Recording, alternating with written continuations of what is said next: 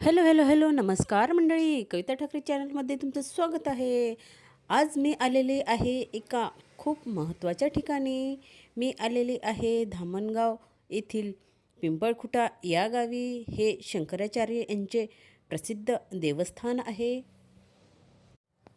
मंदिराचा परिसर खूप भव्य आहे. येथे शाळा आहे, त्याच्यासोबतच लग्नासाठी मंगल कार्यालय आहे, सोबतच वसतिगृह आहे. अशी सर्व व्यवस्था इथे या भव्य परिसरामध्ये शंकराचार्य महाराजांनी केलेली आहे.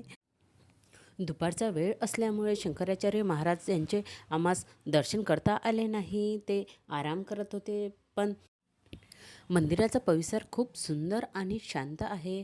येथे महाराष्ट्रामधील सर्व देवांच्या मूर्ती आहे. तुम्ही बघू शकता माता काली, राम, सीता, हनुमान, अनुसया माता तसेच सर्व देवी देवतांचे येथे एकत्र मंदिर स्थापन केलेले आहे. हे मंदिर पाहत असताना खूप प्रसन्न वाटते आणि सर्व देवांचे दर्शन एकाच ठिकाणी घडते. त्यामुळे ही खूप एक चांगली बाब आहे.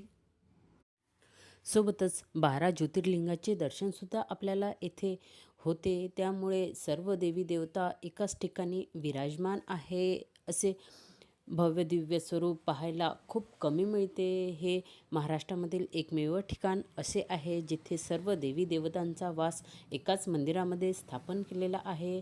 त्यामुळे सर्व देवी देवतांचे दर्शन आपल्याला एकाच ठिकाणी होते. मंदिराचा परिसर खूप भव्य आणि खूप सुंदर आहे. गरीब मुलांचे असो किंवा मुलींचे असो इथे एकदम अल्प दरामध्ये विवाह संपन्न करण्यात येते. त्यासुद्धा विवाह मंगल कार्यालयसुद्धा येथे स्थापन आहे.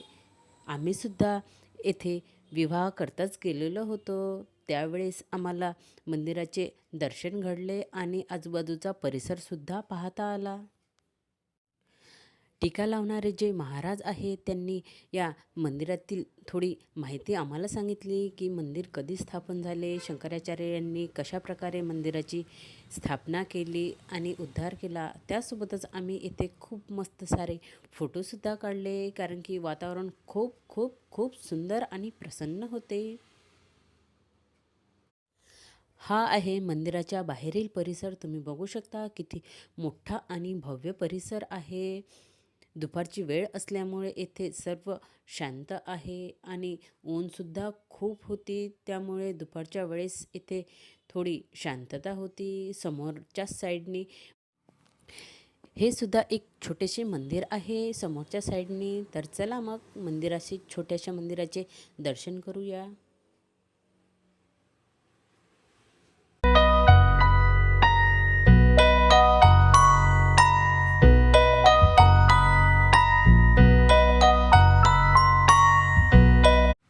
दोन्ही मंदिरामध्ये दर्शन घेतल्यानंतर आम्ही हॉलकडे जाण्याकरता निघालो.